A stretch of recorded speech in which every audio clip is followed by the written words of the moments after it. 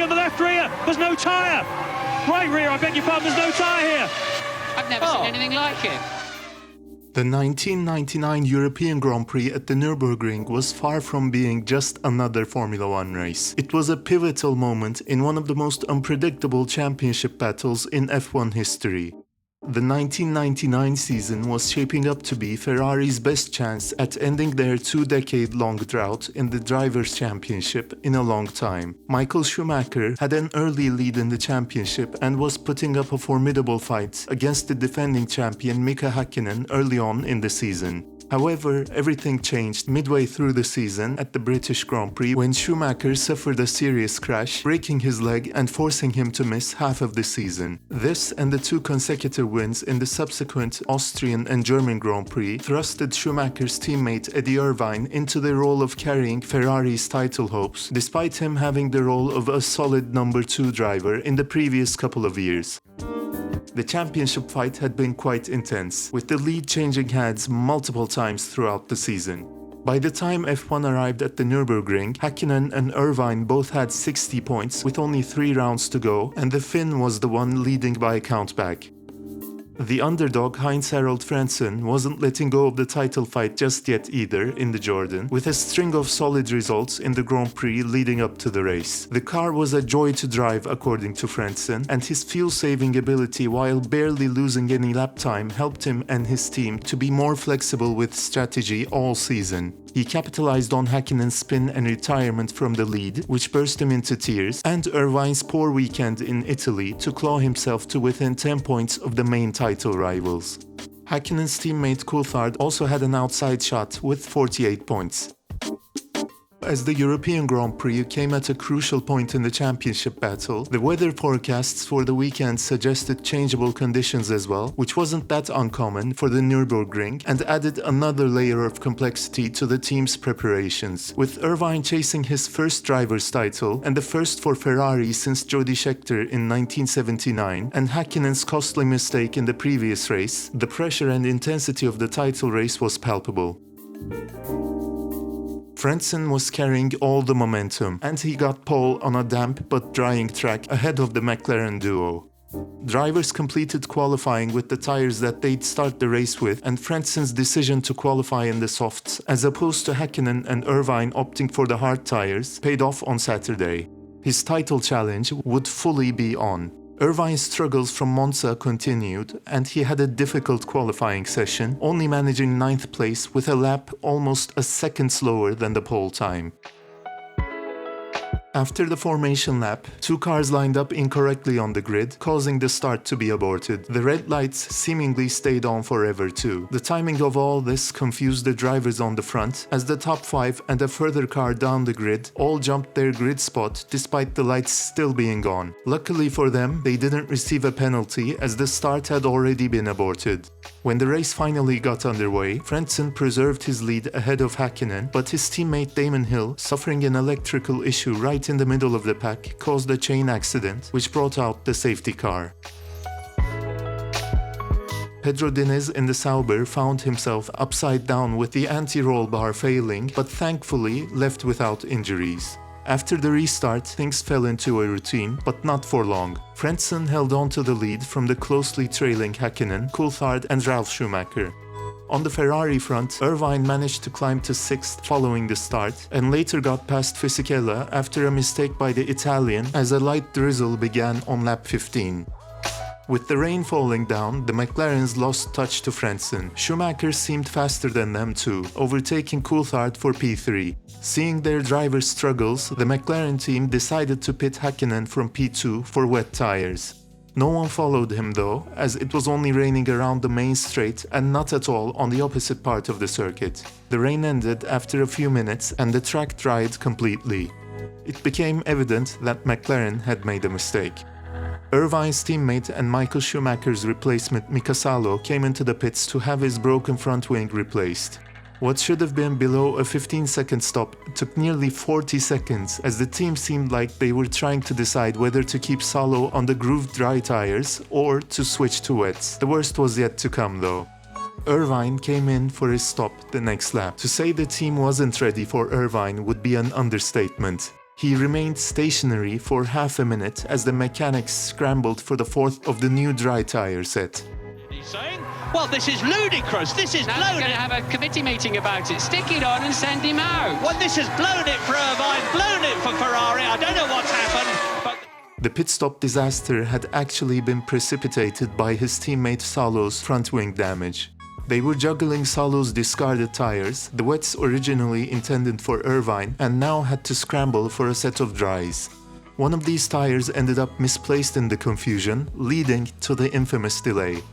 So, as the rain stopped and the track dried, with Hakkinen having had 2 stops and Irvine a pit stop disaster, both title contenders were well outside the points-paying top 6 positions. On the other hand, Frentzen and Coulthard waited until their scheduled pit stops and remained in the top 2 places. The championship fight would have opened up completely if the race finished with this order. Hakkinen, Irvine and Frentzen would all have been tied at 60 points, and Coulthard would only be 6 points behind with 2 races to go. Of course, this wasn't how the race unraveled. Just after Frentzen completed his stop, his car came to a halt at the first chicane, exactly where his teammate suffered a problem. And it was the same exact problem as well. The Jordan team was running a very aggressive anti-stall setting. Anti-stall softwares weren't tightly regulated, and the team was using it to their advantage to trigger the amount of revs they wanted. The lower the revs and the closer they got to the stall limit, the better traction they'd get. The catch was that the driver had to activate and then deactivate it, and both Frentzen and his race engineer Sam Michael forgot to turn the system off after their stop, which put the car into neutral and prompted the German to retire. Coulthard was now leading the race comfortably ahead of Schumacher, followed by Barrichello, Fisichella and Herbert to round up the top 5. This result would now have put him within 2 points of Hakkinen and Irvine. But it wasn't gonna be smooth sailing for him either, as rain started to fall again, and this time much more strongly and covering the majority of the track. The Brit, however, tried to hang on but lost control in lap 38 after dipping his right front tire on the white line, causing it to lock up. Within a few laps, the championship hopes of 2 drivers were completely destroyed. It was now Ralph leading Giancarlo Fisichella, despite it seemed like he was spending as much time on the grass as on the tarmac. Among the front runners, Herbert had timed his stop perfectly and was one of the few who had switched to the wet tires. This helped him gain more than 5 seconds a lap on others and catapulted him to second place just behind the leader after Schumacher came for his second stop and rejoined just behind him.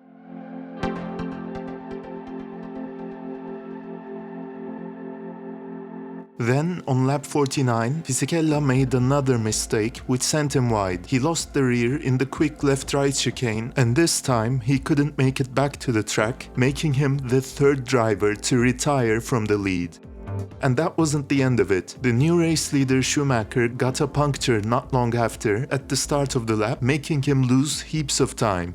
Johnny Herbert, who started the race all the way back in 14th, inherited the lead with a comfortable gap. Schumacher, on the other hand, pitted for a new set and dropped to 5th, even falling behind the Minardi of Luca Badoer. Minardi hadn't scored a point in almost 4 years, and all the chaos and retirements propelled the Italian to P4 and his teammate Marc Genet to just outside the points in P7 with only 15 laps to go. Badoer was eyeing his first F1 points in his 50-plus race-long career, but he too was denied this chance. It was his gearbox that failed him only a couple laps later. Where were the title contenders, you may ask? Did they retire? Well, they were having a race to forget, still running outside the points-paying positions despite all the retirements. Irvine was struggling to find any pace at all and couldn't put any pressure on Genet for 6th. Hakkinen had been nowhere until the final 15 laps. It seemed like he was finally waking up on lap 52 as he unlapped himself, maybe finally sensing an opportunity to score crucial points for the title. Now he was just behind his championship rival and gaining on him fast. With 8 laps to go, the Flying Finn caught up to Irvine and piled up the pressure, but an overtake would be difficult to execute because the track was still damp off the racing line. As they were scrambling for 7th, Genet was actually pulling away from them. However, the 62nd lap of 66 was another massive turning point in this Grand Prix. Hakkinen forced Irvine into a mistake. The Ferrari driver locked up at the chicane at the end of the back straight. Not only that, there was another retirement up ahead. The newly formed BAR team had been looking in good shape to get their first points finish, as Villeneuve was in 5th. He suffered a car failure as well, but this wasn't much of a surprise since the BAR already had a track record of extreme unreliability underlined by Villeneuve's 11 retirements from the first 11 Grand Prix. So Hakkinen had just made a move for 6th place and was now set to earn a single World Championship point. He promptly set the fastest lap of the race, rapidly caught up to Genet and made light work of him, all in a matter of a couple of laps. Behind Hakkinen, Irvine got as close as 1.5 seconds to Genet, but couldn't get past him, finishing in only 7th in a race where 9 cars reached the finish line. With this result, Minardi did end up getting their first point in 4 years. Up front, Herbert brought the car home, giving Stewart Grand Prix their first and only win. Rubens Barrichello in the second Stewart car did all he could to pass Jarno Trulli and make it a 1-2 for the team owned by the triple world champion, but he had to settle for P3 because of Trulli's smart defending. Irvine failing to score points would prove to be a crucial point for the championship standings. At the next race in Malaysia, where a returning Michael Schumacher helped Irvine secure victory and retake a 4-point lead heading into the final race in Suzuka. The permutations were clear, with 10 points handed for a win and 6 for second. Irvine couldn't afford to let Hakkinen win, as even finishing second would see him lose the title on countback. At Suzuka, Hakkinen built a comfortable lead off the line. Schumacher opted to pressure the Finn into making a mistake rather than orchestrate a futile position swap with his teammate. But Hakkinen did a flawless race, securing both the race win and his second world title. Irvine struggled once again, finishing a distant third, 1.5 minutes adrift. The cruel irony for Ferrari was clear. Had Irvine managed to overtake Genet's Minardi for that single point at the Nürburgring, let alone holding off Hakkinen, he could have become Ferrari's first champion in 2 decades. Assuming, of course, that Schumacher would have been willing to make another, this time title-deciding position swap in Japan. Irvine later explained that initially, when he planned to switch to wet tires, the team asked him to stay out 2 more laps while they dealt with Salo's car. But the track conditions changed dramatically in that time. Just before pitting, he made a last-second call for slicks since the racing line was drying. "I guess that created panic in the pit lane," he said. Irvine didn't lose the championship just because of this pit stop blunder, of course. There were other moments in the season where he could have gained more points, and even in this race, his pace after the stop left a lot to be desired. As Irvine himself said, "It made sense for them at the time because they thought we didn't have a chance of winning in '99, and to be honest, we probably didn't. You know, looking at it very logically, we knew the car wasn't good enough, and I wasn't Michael Schumacher.